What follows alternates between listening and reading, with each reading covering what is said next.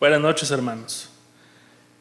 El salmo que tenemos hoy para reflexionar es el Salmo 22. Es un salmo muy utilizado en la literatura mesiánica, ¿sí? Si ustedes leen con detenimiento el primer versículo del Salmo 22, el versículo 1, van a ver que dice: Dios mío, ¿por qué me has desamparado?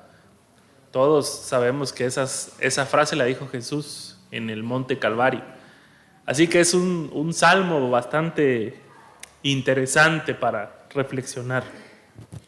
Hay un himno, hermanos, un himno que nosotros cantamos.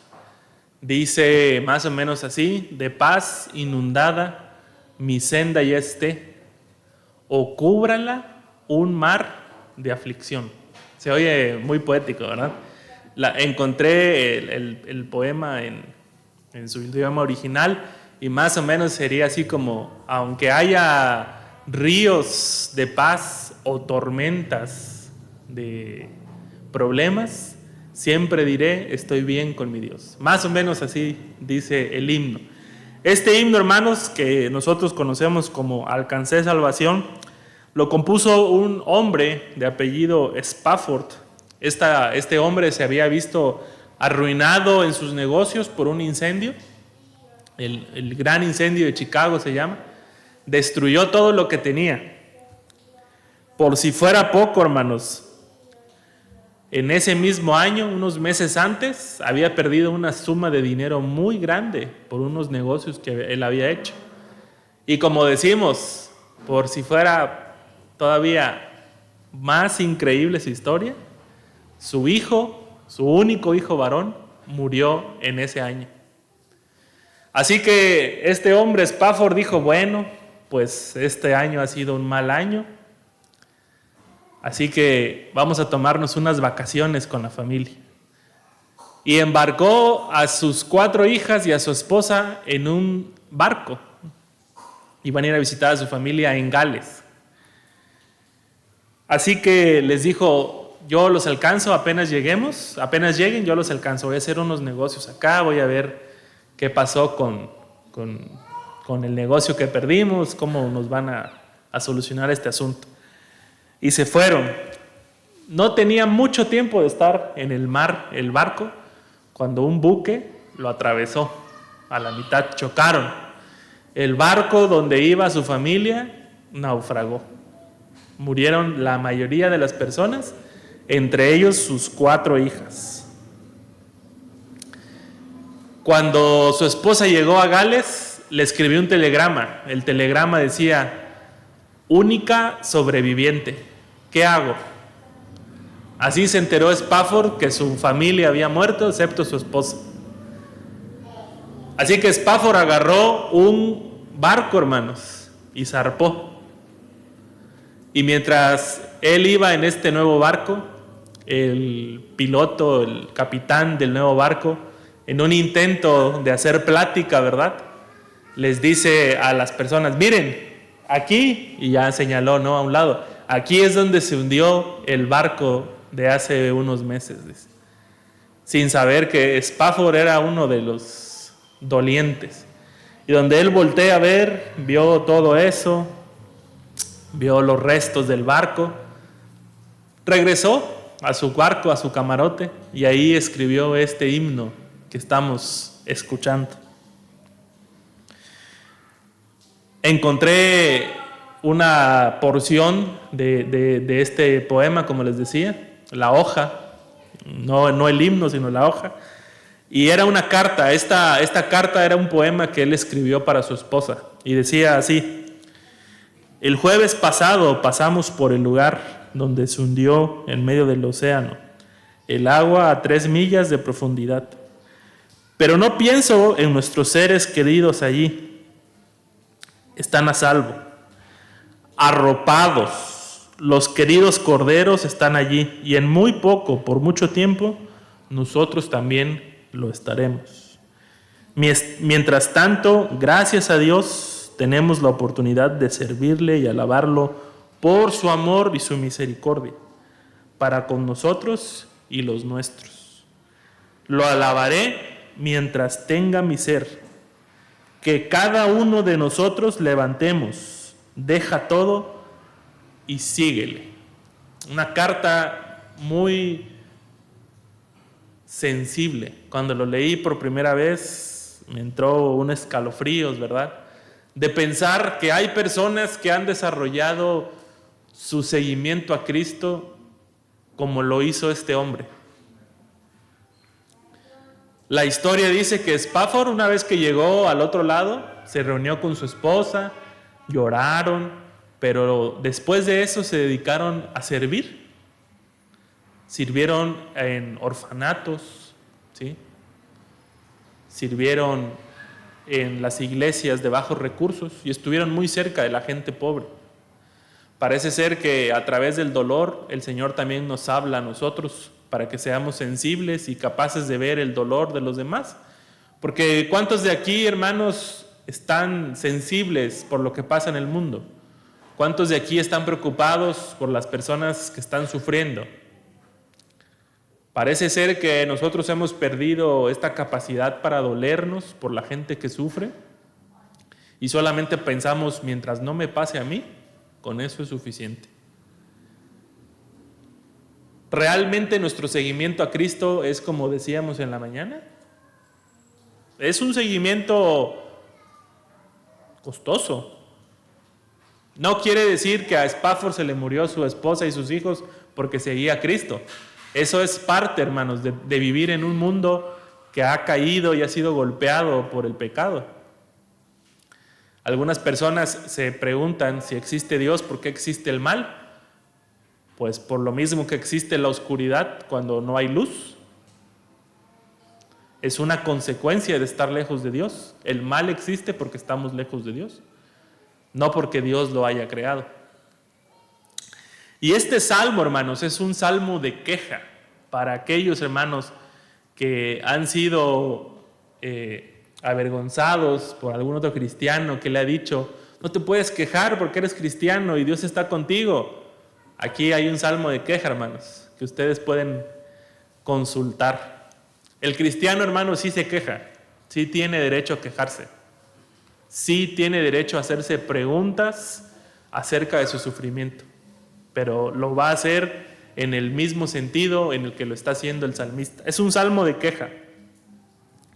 Es una queja contra el abandono de Dios. Es una queja contra la lejanía de Dios para salvarlo. El salmista se queja, dice, soy un gusano.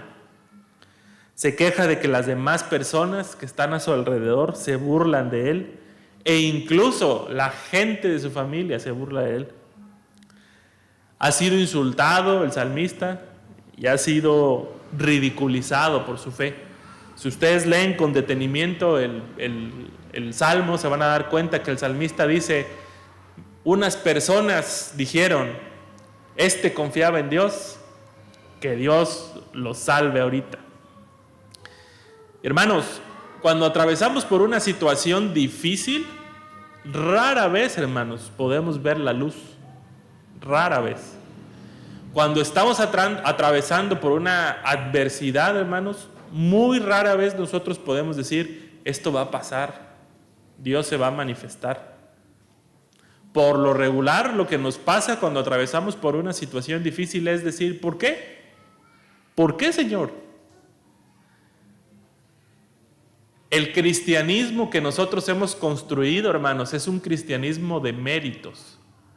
Mientras más le sirva a Dios, menos cosas malas me van a pasar. Esto yo ya lo había comentado anteriormente. A veces nada más cambiamos nuestra religión, ya no vamos a un templo que tiene ídolos y venimos acá, pero nuestra manera de pensar sigue siendo igual, méritos. A Dios le gusta vernos sufrir. Si Dios nos ve que a pesar de que andamos cabeceando, estamos sentados el domingo en la iglesia, se va a agradar. Pero no es así, hermanos. La vida real nos ha enseñado que nuestra comunión con Dios no nos libra, hermanos, de ser llevados a un terreno de dolor y de desesperación. Podemos tener una comunión diaria con Dios. No les voy a pedir que alcen su mano, hermanos, pero podrán la mayoría de ustedes leer su Biblia todos los días y orar todos los días. Y eso no los va a hacer que estén exentos del sufrimiento, hermanos. De lo contrario, entonces tendríamos que decir, bueno, a los hermanos que andan con una enfermedad que ya duró mucho tiempo, algo hicieron, ¿verdad? Dios se está desquitando con ellos. Pero no, hermanos, tendríamos que escuchar al apóstol Pablo decir: tantos años he pedido a Dios que me quite este aguijón de mi carne, que me atormenta todo el tiempo. Pero todas las veces el Señor me ha dicho: bástate en mi gracia. ¿Por qué? Porque mi poder se perfecciona en tu debilidad. Pero nosotros no queremos pasar por eso, hermanos. El Señor Jesús, en Mateo 26:46, dice esto que acabamos de leer en el primer versículo del capítulo 22. Dios mío, ¿por qué me has desamparado? Hay ocasiones, hermanos, de dolor en donde nos parece que Dios solo guarda silencio, en donde nos parece que Dios está ocupado de otras cosas menos de nosotros, hermanos. ¿Sí? A veces pensamos que no somos importantes para Dios, que al igual que el salmista, somos como un gusano para Él. Es más, hay personas, hermanos, que usan nuestra fe en Dios para burlarse y decirnos: ¿para qué te hiciste cristiano? Estabas bien acá. No tenías que haberte hecho cristiano. Desde que te hiciste cristiano, te empezó a ir mal. Por eso yo no creo. O yo creo en esto, ¿verdad? Les había yo platicado de la patita de conejo, ¿no? Que estaba por ahí en la casa de una hermana. Y dice, cuando llegó mi papá a visitarla, le dice la hermana: no crea que creo en esto, hermano, pero es por si acaso, ¿verdad? Así nos parece a nosotros. Creemos en Dios, pero por si acaso existe la buena suerte, la patita de conejo y la herradura. Pero fíjense bien, hermanos, todos los seres humanos nos vamos a desesperar en medio del dolor. Yo, que he trabajado tanto tiempo cerca de las personas enfermas, lo puedo ver. Siempre que llegamos a la cama de un paciente y le decimos: la enfermedad es grave, todos cambian su rostro, se ponen tristes, lloran. Pero he visto algunos pocos que después de llorar agarran fuerzas y dicen: pero vamos a confiar en Dios. Y me doy cuenta que son cristianos. Lo mismo le pasó al salmista, hermanos. El salmista es capaz de distinguir dos cosas aquí. La primera, Dios es rey. Y la segunda, Dios es el motivo de la alabanza de su pueblo. Es difícil creer que Dios es rey cuando uno de sus gobernados, o sea, nosotros, está atravesando por una situación difícil. Es difícil, hermanos. ¿Cómo va a ser un rey? Y nos pasa igual que a los discípulos, como veíamos hoy en la mañana. ¿Qué? ¿Que vas a morir? ¿Y vas a sufrir? Tú eres el rey. Y entonces para nosotros, hermanos, este reinado de nuestro Dios nos hace inmunes al sufrimiento. Pero la vida real nos enseña que esto no es así, hermanos. El escritor sagrado, el salmista, hermanos, ha visto a Dios como su rey, pero identifica a Dios como el motivo de la alabanza de su pueblo. Es muy difícil, hermanos, atravesar por un problema, una situación de lucha, y que alguien más nos diga: pero alégrate porque Dios venció la muerte. Y nosotros queremos decir: pero quiero que la venza aquí. No que la venza en el hermano, que la venza aquí. Un pastor, superintendente de la iglesia del Nazareno, daba un testimonio acerca de la muerte de su hija. Y dice que se le acercaron algunos hermanos de buen corazón y dijeron: hermano, tranquilo, Ya está cantando en el coro de Dios. Dice el hermano Jerry Porter, yo quería decirles, ¿cómo no se fue su hija a cantarle, hermano? Y que la mía se hubiera quedado aquí a participar en el coro de la iglesia. La suya, si tanta alegría le da, que esté cantándole a Dios. Pero hermanos, cuando nosotros atravesamos por un momento difícil y queremos que el mundo se detenga y queremos que el mundo gire alrededor nuestro, es cuando podemos tener una visión de quién es el centro del universo. Y no somos nosotros, hermanos. Cuando nos dan una noticia terrible, hermanos, nosotros queremos que todos los demás dejen de hacer lo que están haciendo y que nos acompañen en nuestro dolor. Pero ahí notamos, hermanos, la crueldad de la vida. Y la crueldad de la vida es que la vida sigue. La vida sigue. A pesar de que estemos sumidos en la peor de las desesperanzas, la vida sigue, hermanos. Por eso el salmista, yo me lo imagino sufriendo, pero a lo lejos, hermanos, estar escuchando un canto en una iglesia o un canto en el templo de Salomón. Y entonces estar diciendo, ¿cómo pueden estar cantando los hermanos? ¿Qué los motiva a cantar? Y el salmista descubre que los motiva a cantar es Dios mismo, en su poder, en su gloria. Otra cosa que me llamó la atención de este pasaje, hermanos, es que el salmista habla de sus padres. Dice de sus padres, ellos te llamaron, ¿sí?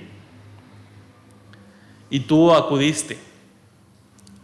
Ellos oraron y tú respondiste. Y yo me pregunto, hermanos, si como cristianos le estamos enseñando a nuestros hijos a confiar en Dios.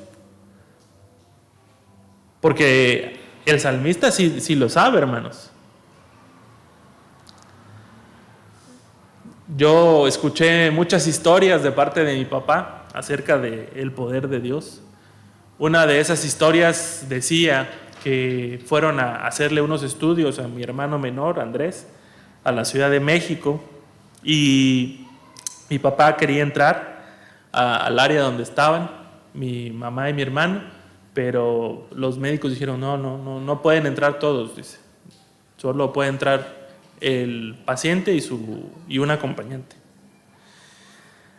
Así que él estaba orando y decía, Señor, te pido que me dejen entrar. Terminó de orar, hermanos, y hubo un sacudidón de esos buenos de la Ciudad de México. Y empiezan a salir todos, incluyendo los guardias de la puerta. Entonces, cuando salieron todos, y incluso los guardias, se metió mi papá. Y alcanzó a mi mamá, más adelante. Y con esas historias crecí yo, escuchándolas y escuchando el poder de Dios. Que esas historias, hermanos, no se queden guardadas en nuestros corazones únicamente. Es importante que las contemos a nuestros hijos. Yo creo que más de uno de aquí ha escuchado o ha tenido una experiencia con Dios. Hermanos, platíquenselas a sus hijos. La fe, hermanos, viene por el oír. Y no el oír el mensaje del domingo, hermanos, sino el oír todo el tiempo.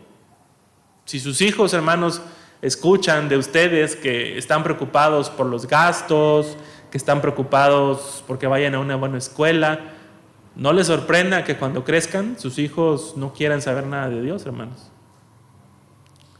Nuestros hijos tienen que estar creciendo, escuchando las maravillas de Dios, porque en algún punto Dios se va a acercar a ellos a través del dolor y ellos tienen que aprender a dónde correr. ¿Se acuerdan de la historia de Samuel, hermanos? La historia de Samuel dice que este niño fue al templo y escuchó una voz. Y Samuel siempre iba con Elí 3 veces. La tercera vez le dijo Elí, es Dios quien te está llamando. Así nos pasa a nosotros a veces, hermanos. Tenemos que guiar a nuestros hijos y decirle, hijo, esa voz Esa situación difícil que está llegando a tu vida es Dios que te está llamando para que nuestros hijos sepan a dónde correr. Porque de repente, hermanos, nuestros hijos no saben qué hacer en medio de la tribulación. Se angustian como las personas que no tienen esperanza. El salmista, hermanos, ha reconocido algo antes de entrar a la porción que leímos hoy. Antes de entrar a la porción que leímos hoy, el salmista, en medio de su dolor, en medio de su queja, dice: me acordé que del vientre materno tú me sacaste y me pusiste a salvo en el regazo de mi madre. ¿Qué lugar más seguro hay para un bebé, hermanos? Los brazos de su mamá o de su papá. Solo así se calma. Y el salmista, hermanos, está viendo la mano de Dios en medio de las cosas pequeñas e insignificantes. En alguno de los mensajes que prediqué con ustedes les dije: cualquiera puede ver el cielo, la tierra, los colores y decir: pues qué bonito se ve el día y ya. Pero un cristiano, hermanos, cuando los ve, recuerda que tiene un Dios que hizo todo eso y que es capaz de darle forma tan hermosa a esas cosas. Si hay un Dios, hermanos, que es capaz de mantener la naturaleza con su hermosura, mantener los equilibrios de la temperatura para que no muramos, ¿creen que ese Dios, hermanos, no se puede dignar a escucharnos en medio del dolor? Claro que puede, hermanos. Por eso es necesario que el salmista haga este trabajo en su cabeza, hermanos. Que se sacuda un poco el dolor, que abra los ojos y que vea que Dios, hermanos, ha tenido cuidado de él desde que lo sacó del vientre de su madre.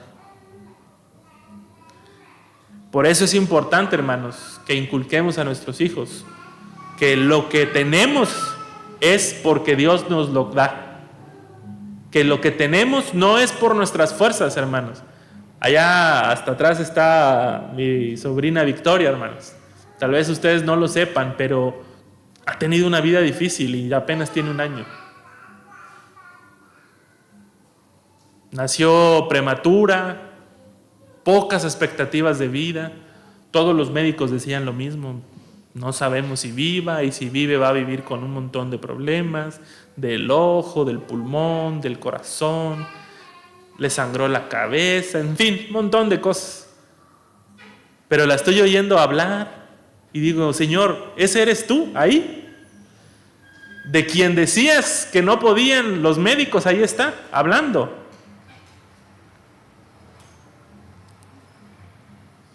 Y alguien le tiene que enseñar a Victoria lo que Dios hizo por él. Y ese alguien pues van a ser sus padres. Pero no necesitamos tener una vida como la de Victoria, hermanos. Incluso en las cosas más sencillas, nosotros como padres cristianos tenemos que enseñarle a nuestros hijos a reconocer a Dios. En el pasaje que nosotros leímos, hermanos, vemos al salmista como volviendo de un trance, como cuando se quejan nuestros hijos y que están pataleando y nosotros nada más estamos viendo y después se empiezan a calmar. Así le ha pasado al salmista. Y le dice el salmista a Dios que él lo va a alabar, que en medio del dolor él lo va a alabar, porque el Señor no ha despreciado al pobre ni ha escondido la cara de las personas que lo buscan.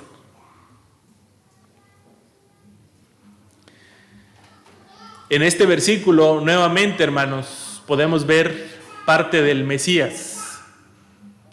En Hebreos 2, de los versículos 11 al 12, dice el escritor de Hebreos que era necesario que Cristo padeciera igual que nosotros, que fuera igual que nosotros. ¿Para qué? Para que se levantara en medio de la congregación y le dijera a sus hermanos las maravillas que había hecho Dios.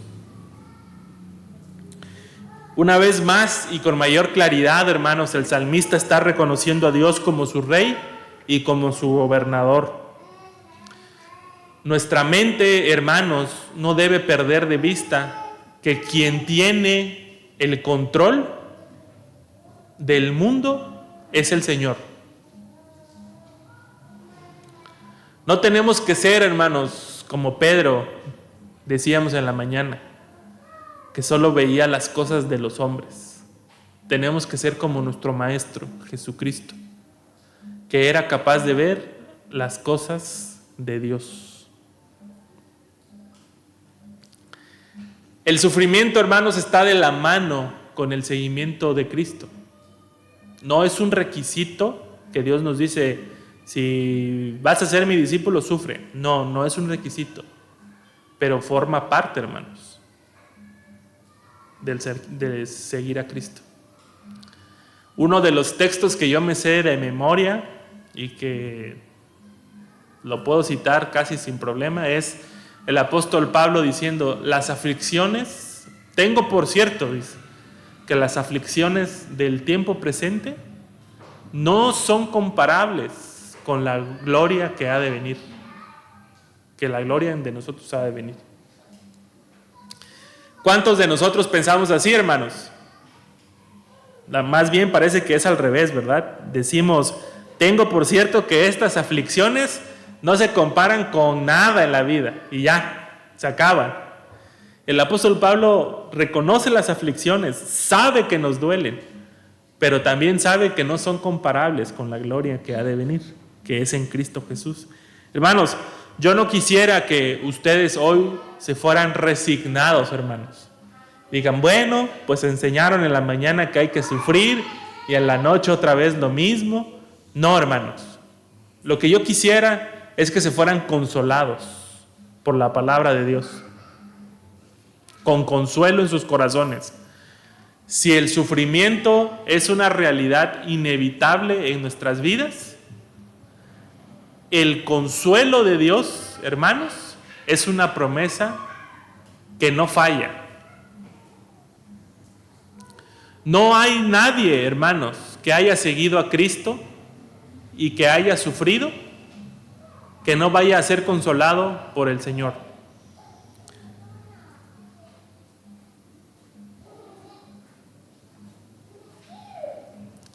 Cuando el escritor de Apocalipsis, hermanos, está viendo la visión escatológica, una visión del tiempo final, él está viendo, hermanos, que donde está el trono está el Cordero,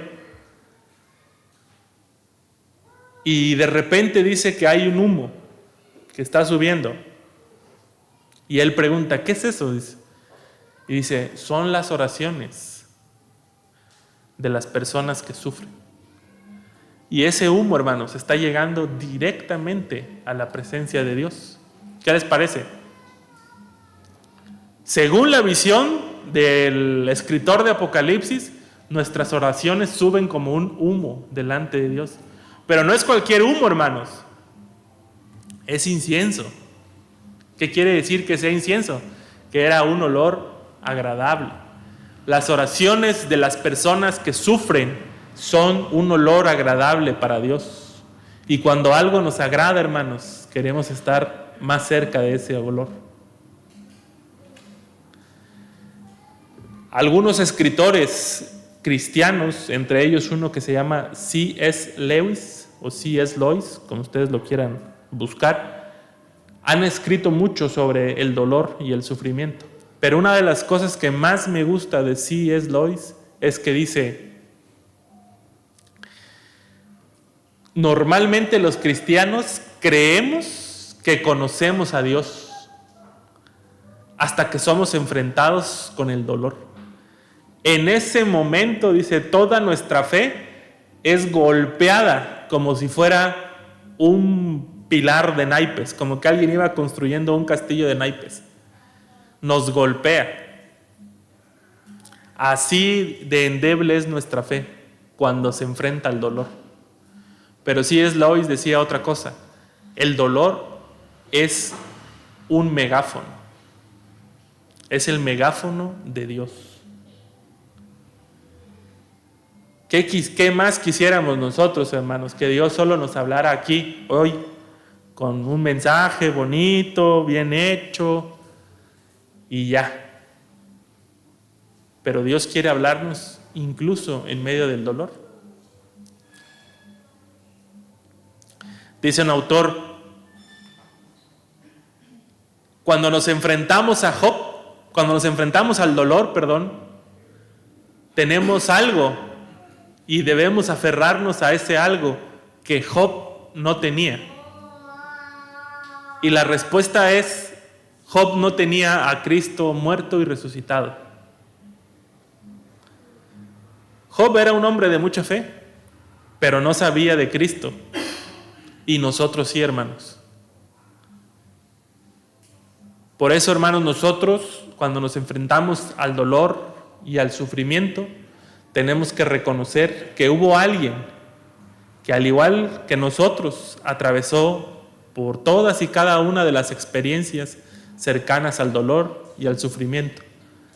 Y que por eso, hermanos, nosotros confiadamente podemos acercarnos hoy al trono de la gracia de Dios y clamar, Abba, Padre, como niños desconsolados.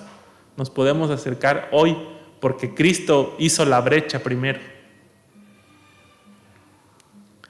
Hermanos, que el sufrimiento y el dolor no nublen nuestro juicio, no nublen la capacidad que nosotros tenemos para ver al Señor. Vamos a sufrir humillación, hermanos. Vamos a sufrir dolor, desesperación. Pero tenemos que reconocer como seguidores de Cristo que Él está a nuestro lado. En la mañana meditábamos sobre Pedro y su confesión de fe y después su arrebato con Jesús. Y decía ese pasaje de Marcos que Cristo les habló claramente. Y hoy se los vuelvo a decir a ustedes, hermanos, en la tarde. Cristo habló claramente. Y dijo, yo estaré con ustedes todos los días hasta el fin del mundo. Hermanos, esa promesa debería bastarnos para que todos hoy nos sintiéramos lo suficientemente motivados como para decir, Señor, confío en ti. No confío en lo que me puedan decir los doctores, ni voy a confiar en ese aumento que me van a dar en el trabajo, ni voy a confiar, Señor, en ese nuevo negocio que se va a hacer. No, confío en ti, Señor, porque tú prometiste estar conmigo todos los días hasta el fin del mundo.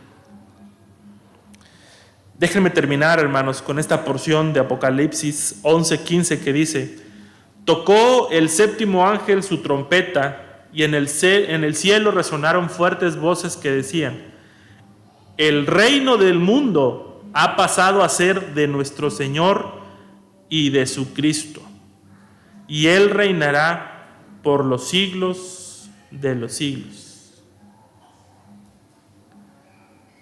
El último versículo de este salmo dice: al pueblo que no había nacido se le dirá que Dios hizo justicia. Para los creyentes del 2024 de la Iglesia Cristiana El Buen Pastor, hoy se nos está diciendo que Dios ya hizo justicia y la hizo a través de la vida de su Cristo, de su único Hijo.